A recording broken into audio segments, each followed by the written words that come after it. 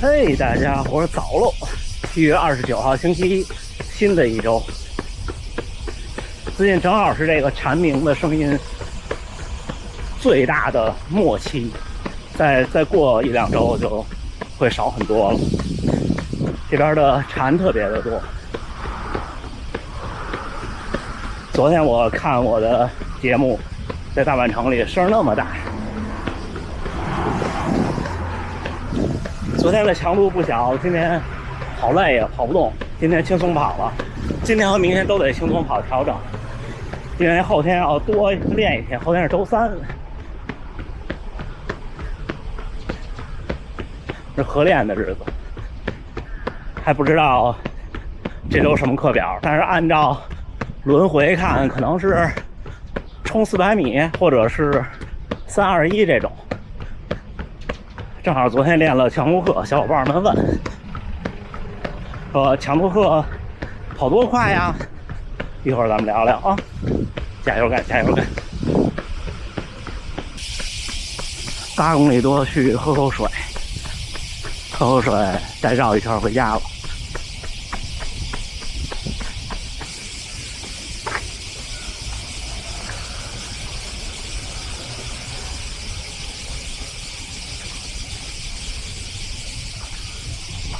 走，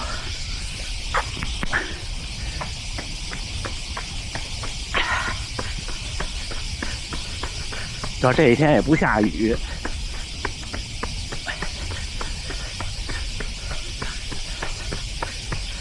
但是好像已经适应了闷热，稍微适应一些了，不像刚从北海道回来的时候似的。另外好消息就是这一天工作上特别忙的事儿，这周差不多就忙完了。像昨天那种强度课，或者您说我要跑间歇，怎么安排速度呢？有人说跑阈值配速，还有人说跑马拉松配速，还有人说阈值配速、马拉松配速一样一组。我觉得要求都有点高，这高不是因为要求的快，是因为基本上人们是做不到的，或者说就说我吧，我也做不到，因为跑强度的时候控制速度是个挺难的事儿，跑的小伙伴应该都能理解。比方说您全力以赴跑到3分30，我跟你说你按照3分45跑，我估计很多人很难做到。那怎么办？我这些年跑强度课的逻辑就是我全力以赴，但是不是说每一组都跑到说跑完就动不了了，肯定不是，就是你有那一种感觉，就还能跑下一组就行了，在这个范围内全力以赴。因为强度课对很多普通人来说，爱好者吧，就说大多数就是我往上拉自己速度的天花板。所以其实我个人认为啊，跑乳酸阈值的配速有点慢，马拉松配速也有点慢，应该至少是要跑你5公里的比赛配速，对吧？如果你组数多，比方像我昨天那种，那差不多就是5到10公里的比赛配速，可以再快一点点。我昨天差不多可能30个1分钟平均下来的话，在3分30。3分30如果是跑10公里是35分钟，我应该是跑不了35分钟10公里，应该35分多。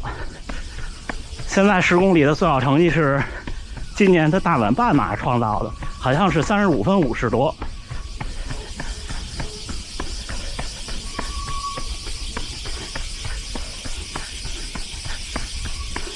好久没有认真跑10公里和5公里了，看有机会今年秋天去长居公园跑一次。大阪城不适合跑测试。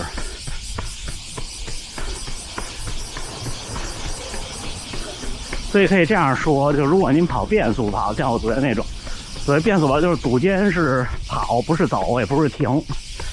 那这种呢，要比你跑间歇跑，所谓间歇跑就是组间是停下来休息的，强度组的强度要低一点点。但是这低多少呢？没有标准，标准就是你这一组结束了，你还能往前慢慢跑，不用停，不用走。在这个基础上，你全力以赴。像我跑这种课，我是不会说，我前10组一响，后边还有20组，我就故意慢的，我是不会的。我差不多就是对，有这么一个感觉，就是你把每一组当成倒数第3组跑。当然，前提是你不能只有3组，得是那种组数多的，5组以上吧，至少。或者如果是10组以下，你把每一组都当成倒数第2组跑。就是跑完以后还有一组，如果你是10组以上的，就当倒数，就等于跑完这组还有2组那种感觉去跑，就对了，这个力度就对了，你这样进步的就快，就进步的幅度也大。你说实话，像昨天那种课，我按我的乳酸阈值跑3分38或者3分37，其实没什么用。我跑完了也不太累，就用处没那么大。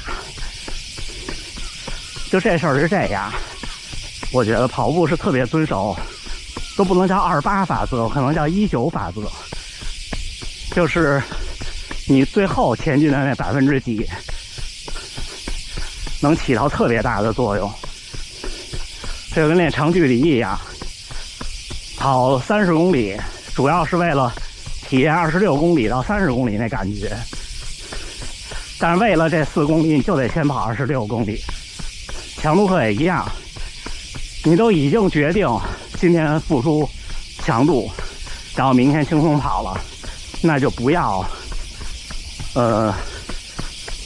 在强度面前就是叫什么退缩，你就干，反正干不好干不坏嘛，对吧？你大不了就是组数没坚持下来，但是我觉得这种情况可能性很少。如果你真的遇到组数坚持不下来，大多数时候也不是因为你的强度，就是每一组的强度大了，是因为你的能力还达不到跑这种课表的程度。否则大家其实都能思考，都能估计自己的状态，都能感觉自己的身体，绝大多数是能定下来的。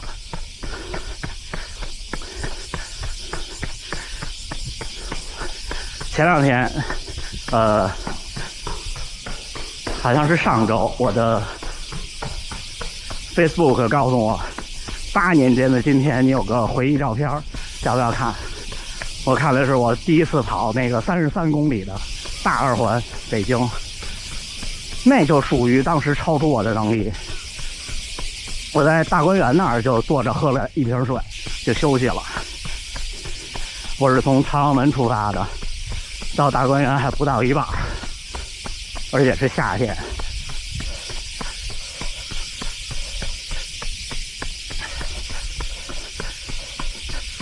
但是即便这样，我也跑下来了。如果您跑的是间歇跑，我的建议是就全力以赴就好了。就是我举个例子吧，就如果你刚才我说变速跑，你当倒数第2组跑或者倒数第3组跑，你留了多少力？然后你要是跑间歇跑的话，你把留的这力减半，或者你们听这蝉鸣的声音，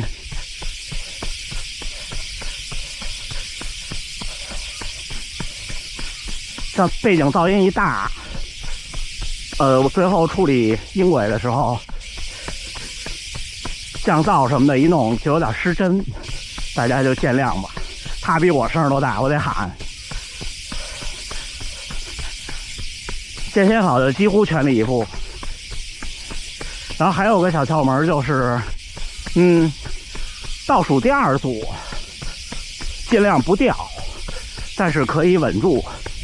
最后一组最好要比前面的顶，无论是比前面的实际配速快，还是你觉得比前面付出的力量大，都可以。举个例子，你看昨天我最后一组要比前面的快，这特别直接。然后上周三我们的51公里，我最后一组虽然和前面的速度差不多，可能就快了1秒或者2秒，但是呢，身体的负荷觉得特别大，也可以。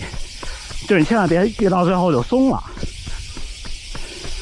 如果最后一组掉了，这儿所谓的掉不是成绩，就是我泄气了，那干脆不如就不跑最后一组，或者还是我刚才说的理论，你可能还不适合这个强度的课。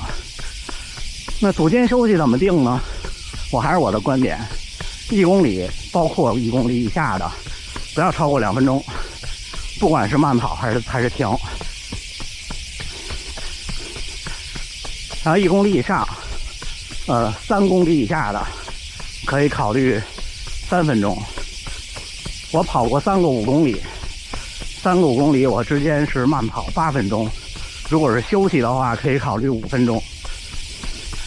但是3个5公里不建议休息，因为你如果在田径场然后休息，你可能别说第3个，第2个你就不想跑了。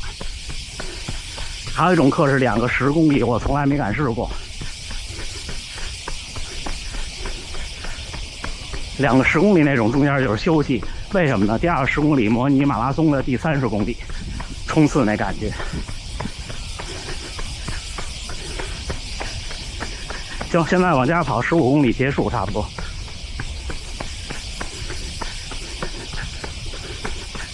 那咱们训练后见了，加油干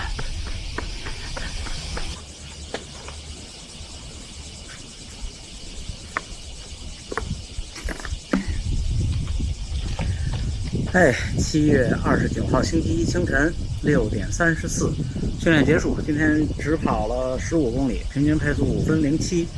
你看，像昨天这种巨大的强度回来，我也会有好多细小的地方不舒服。比方说，你看今天左腿、小腿内侧就有些疲劳，然后跑多了以后呢，落地的时候会稍微有一点点疼痛，这都不可避免，对吧？平均配速5分07，最快1公里4分46，平均心率138。你今天强度就比较低，而且今天好像没有前2天热的那么快。前2天到现在这时候已经挺晒了。明天再调整一天，后天又是强度课。所以像这种训练就怎么说呢？夏天就得持之以恒，而且呢得给自己点动力。你看这个月7月1号是100公里比赛后的第1天。然后我那指甲受伤，再加上累，再加上就是损伤比较大，觉得大概到7月10号这10天我都没怎么好好跑步。但是到今天结束，这个月也400多公里了，400公里出头可能。所以就是得给自己一个怎么说，一个正向激励，行吧？今天跟大家聊聊强度课，我觉得这种天气跑强度课有的时候挺痛快，而且不像冬天有的时候。你虽然不出汗，或者说你觉得不用喝那么多水，但是有时候跑起来没有夏天那么酣畅淋漓，是不是？行，那这么着，明天第4个训练日咱们还是回评论，然后后天是合练的日子，好吗？有什么想跟我聊的，评论弹幕，咱们这么着。最后还是祝大家能努力生活，健康平安，咱们明天再见。